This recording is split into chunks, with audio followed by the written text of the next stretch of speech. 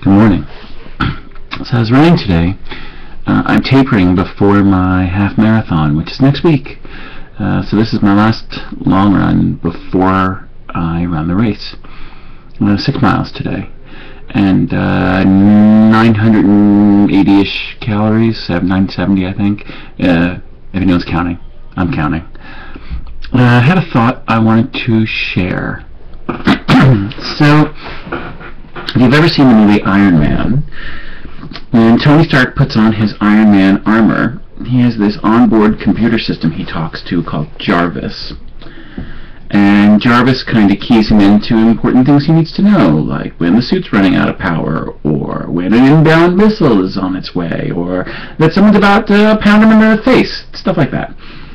And in his dry, witty way, he tells him things to watch out for. Well, I realized something about the human mind and the human body, and the relationship of the two, and where we might think of our mind like Jarvis, but it's actually sort of the anti-Jarvis. It's filled with fear and trepidation and warnings and can't-do messages, and that we have a choice to not listen to it and listen to our bodies instead.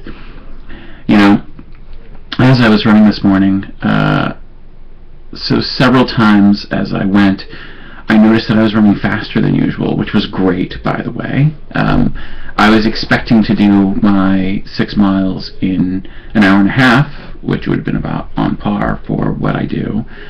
And instead I did it in like an hour and 24 minutes, about 6 minutes earlier than I was expecting. And, you know, you might say, well, big whoop, who gives a damn about that? Well, actually, I give a damn. Because what it means is that if you take the balance of when I was running and the balance of when I was walking, my average speed is faster, significantly faster than it has been. And that's great. Not that, I mean, these numbers are arbitrary. It doesn't mean anything. It's not like I need to reach a certain speed to be a good runner or to be a runner. I am a runner. I measure myself only for the basis of my own progress, not as a yardstick to say whether I'm good or not. But anyway, the point of all this is that I realized a few things. You know, I'm not going to tell you that from, you know, during my warm-up all the way to my cool down, that everything was rock solid steady for me. It wasn't.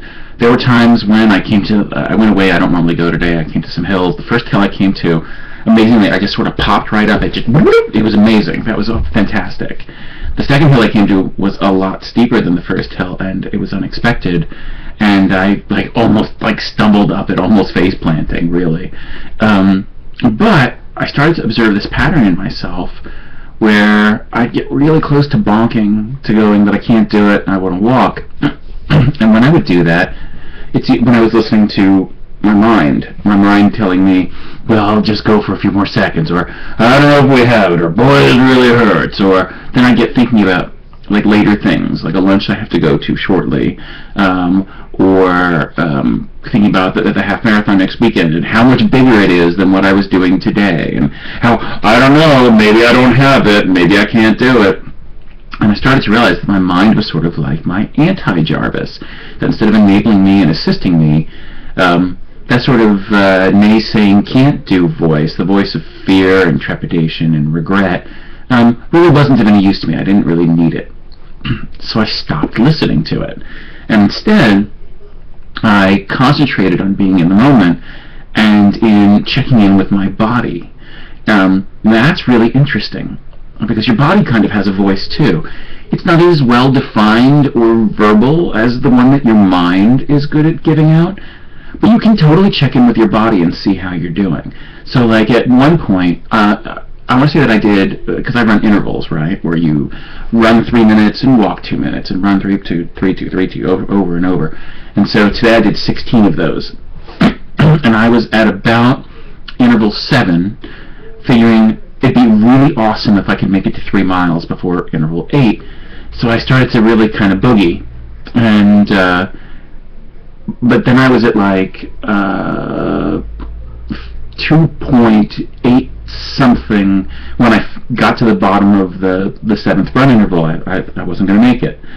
And I heard my non-Jarvis, my anti-Jarvis mind say, well, alright, that's it, hang it up, so just walk the rest.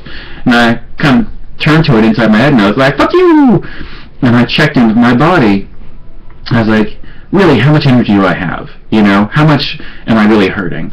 And the answer was, I wasn't hurting very much at all, and I had plenty of energy. So when the timer came back around to do another interval, I just bit right into it. And I didn't check my watch. I didn't go looking to see how close to the 3-mile mark I was. I just kept going.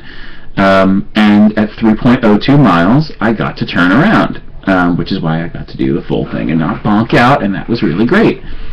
And on my way back, several different times my mind wanted me to stop, to just walk.